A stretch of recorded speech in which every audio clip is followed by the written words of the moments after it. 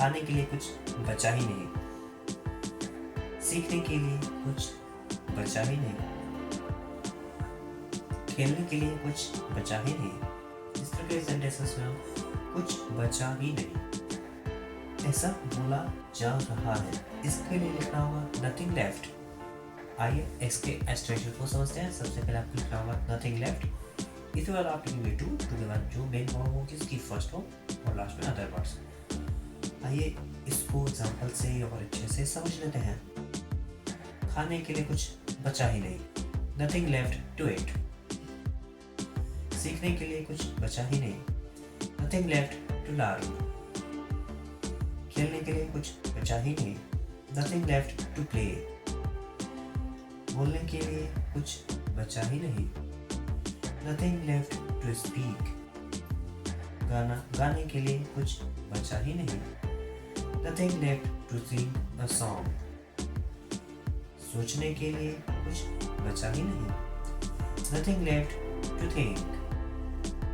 Homework आपके लिए जिसका रिप्लाई को इसी वीडियो के कमेंट सेक्शन पर है। हंसने के लिए कुछ बचा ही नहीं।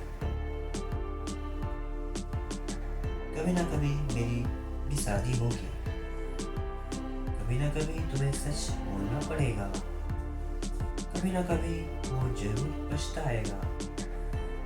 इस तरह के सेंटेंसेस में हम कभी ना कभी ऐसा बोल रहे हैं। इसके लिए लिखना होगा सूनर और लेटर। आइए इसके स्ट्रक्चर को समझते हैं। सबसे पहले आपको लिखना होगा सूनर और लेटर, इसके बाद एक कॉमा का इस्तेमाल किया जाएगा, फिर आप आगे के सेंटेंस को लिखेंगे जो सेंटेंस आपको बोलना है। आइए इसको एग्जांपल से और अच्छे से समझ लेते हैं। कभी ना कभी मेरी भी शादी होगी, सूनर और later I will also get married. कभी ना कभी तुम्हें सच बोलना पड़ेगा, you will have to tell the truth sooner और लेटर। कभी ना कभी वो जरूर पछताएगा, he will definitely regret sooner or later।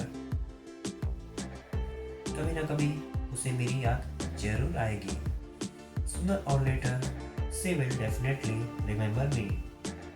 कभी ना कभी वो यहाँ जरूर आएगा, sooner or later he will definitely come here। कभी ना कभी वो अंग्रेजी जरूर बोलेगा,